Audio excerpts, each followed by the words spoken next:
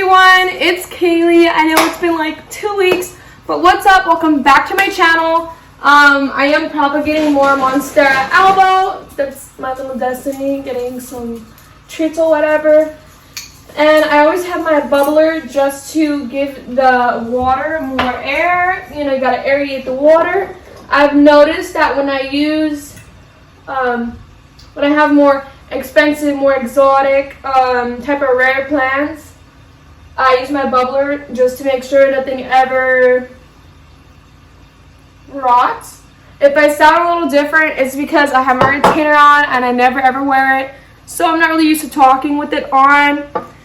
I am growing an avocado tree. I don't know if I'm going to plant it or not because it's not like I can eat them anyways. I'm allergic to avocado, but yeah. With that being said, I'm going to be doing a big chop and prop. I have been posting some stuff on my Etsy. I'll put the link down below. And I just make sure I always got to clean this water. Sometimes I just empty it out, rinse it really good, put the plant back in there. Honestly, I think this was the longest thing that's ever taken me to actually grow. I think it's taken me almost about 4 months just to even get the seed to crack open. And it has like a little growth point right there. And I normally have my air filtration, like, not filtration, but I normally have my bubblers bubbling in here. But I just ordered 2 new bubblers because I have one for my mother's big albo. I originally gave it to her as a cutting, and now her albo is gigantic. This is literally her elbow. And I've been propagating with the roots, and I basically just let the root grow into another glass. So if she wants to, technically she can cut it up into like 4 plants, but I don't think she's gonna want to do that because my mom wants to see it, how big she can get the plant in a hole. And yeah, so when my 2 more bubblers come, I'm gonna put my avocado plant in another bubbler. I just find that it grows up the speed of it fastens the speed of it growing, probably because it's more aeration.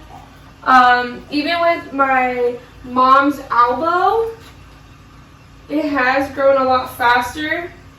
I think she almost gets like 2 new leaves a month now. Before it was super slow. Of course, it started off as 1 plant.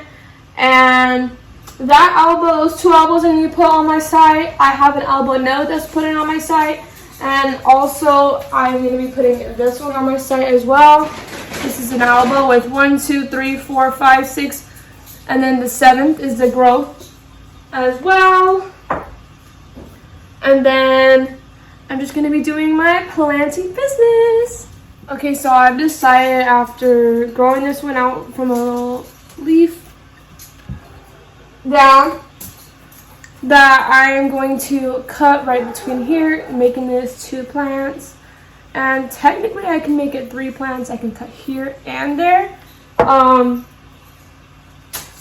don't know where I put my little gardening shears. So I'm going to use these teacher scissors, so don't judge. Let me move the camera so you can see me cut it. Okay, perfect. So there's a new node right here with another leaf growing out of it. I'm just going to cut right below that. And of course, the sharper your shears, the cleaner the cut is. And that makes a huge difference from what I've noticed. I'm going to let this sit and callus, and then I'll put it in my water propagation. And then I'm also going to do that for this one as well. So now we divided it into 3 different plants. I'm going to let these 2 sit in callus, and then hopefully there's going to be an auxiliary bud that pushes out on one of these. But yeah, just keep on letting it dry out and then water it. And then these will be in the bubbler. I always put my more exotic, rare plants in the bubbler. So yeah. Say hi. Come here. Destiny, come. Come here, Mama. Say hi. I'm wearing my pajamas so I don't get dog fur before work. Say hi, mama. Beautiful. Okie dokie. So I got some of my syngonium albo over here, and I cut them outside, and then I'm going to show you how I'm going to propagate them. I'm going to take them and then just cut them between the nodes. And then right here. And then this node's too young, so I will just leave it like that. And then I normally just put them in the sink because they do leak a white type of film type of stuff. And then I'm cutting between the nodes. I do local pickup, or I also do shipping or a drop off as well. Only local except for shipping. I do ship pretty far. And then I'm going to propagate them in water. And then these ones too, I also propagate through bubbling most of the time. I find that the best way to propagate, in my opinion, is with water. And then if it's a more complex plant that doesn't need a lot of water, I use bubblers. And then I normally just change out my water at least once to twice a week, just to give the water more air in it if it does not have bubblers in it.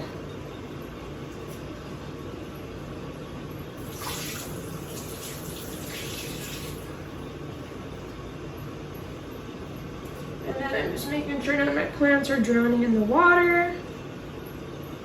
And then I'm going to fill it back up.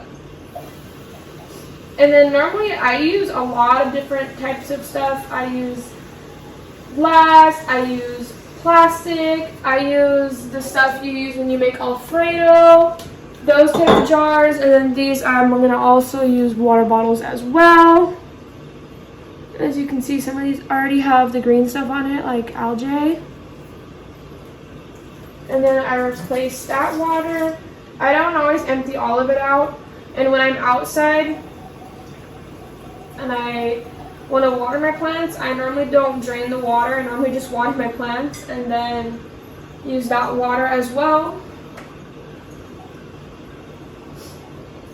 And then any of my closer plants to the kitchen sink, I just turn the water on and I just fill it up right there. And then my orchids, if they're starting to die, I cut below the node on the last live one.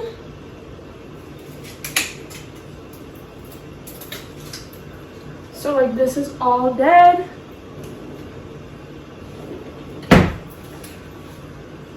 And then I always check the roots, making sure that they are not rotting, that they're healthy roots.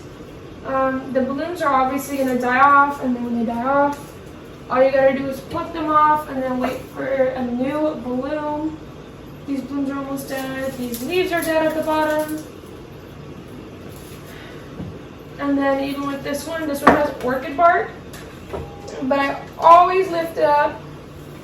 If there's any water, I empty the water out. I don't normally leave them sitting in water, but sometimes if the leaves are crinkled, I do let it sit in water for like an hour or so, just for the plant to absorb the water, and then yeah, that will be fine. And then I'll drain the water. Okie dokie.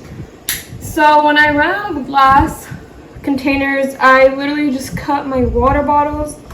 So I'm repurposing them, and no, I do not throw this out. So I'll keep using it until it's not able to be used. I even turn these into little pots. I'll even cut little holes in the bottom of them. And then I cut up all of my syngonium albo. Pretty. These ones, you don't really have to wait that long for them to callus. Normally when they stop bleeding the white juice or whatever it is, I normally then pot them in here. And then I normally change the water once a week with these type of plants.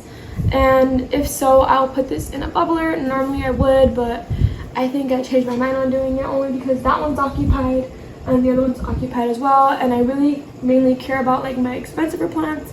I mean, I care about all my plants, but I do care about my more expensive ones more than these because those ones I could lose a couple $100. Oops. I even use Leca as well. Leca works really well. I just honestly don't know where I put my stuff for it. Some of my plants are thriving in the Leca. And yeah, I'm gonna go on the Nextdoor app. I don't know if you guys know anything about the Nextdoor app. You could post certain things and then people who are local can pick it up if they choose not to, buy it, whatnot. And a lot of these will also be posted on my... Sorry to cut the video short. I have to go to work now.